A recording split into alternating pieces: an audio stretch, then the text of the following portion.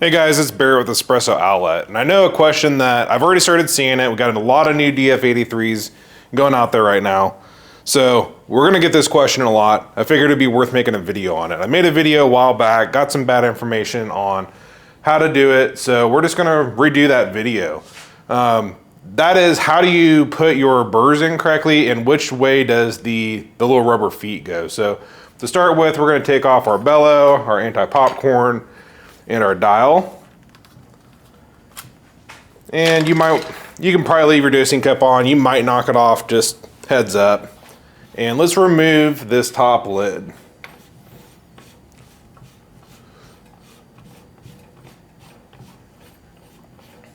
So there is some grease on this. You'll want to make sure to leave the grease. Don't wipe the grease off. Put your lid off to the side. And it's kind of hard to see. Let's see. I marked X's where I want my burrs to go back. So what happens is people will take out their burrs to clean and then they'll put them in backwards. And that can throw off your alignment. So I like to mark which way the burrs are supposed to go. Now there's these little rubber feet on the inside. And while they look kind of uniform, they're not. They're actually a wedge shape. So the way I'm holding it right now is the top is wider and the bottom is narrower. And you'll want the wider portion up. So they kind of fit in there like that.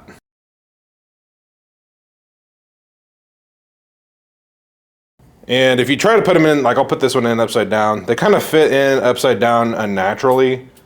Where when you put them in with the small side down, they fit in a lot easier. So I know they've improved this a lot on some of the later ones. Some people, they'll get their wave spring in a little bit crooked, and maybe they'll get some ground stuck around the edge. So it's usually a pretty good idea if you're gonna pull the top off, get a little brush and wipe out that groove just so that you get a nice contact point on your grinder. And then make sure that your wave spring is clean and not slightly on one of the lips. It's kind of hard to get it on one of the lips, but it is possible. And by doing that, what's going to do is it's going to put more pressure on that portion of the burr. So again, we're going to put the small side down, put those in, and we're going to take our burr.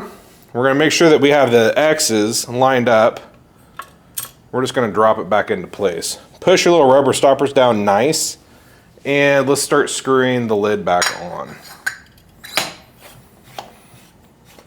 Now I have the HU burrs in mine, so my 0 point is actually kind of over here. I usually try to re-zero it. I never got a new sticker, but if you do want to replace the sticker, you can replace the sticker if you get some HU burrs.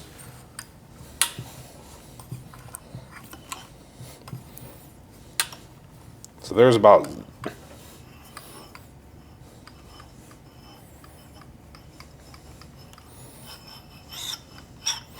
there's about 0 on mine. And then I'll take my little dial indicator and I'll put that at 0.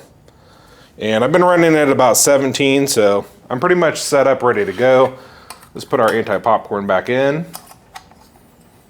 and our bellow on top. So it's as simple as that. Now, if you have some issues with grinding too fast, a lot of people, what they'll do is they'll try to season their grinders. We don't recommend doing that. It's going to naturally break in.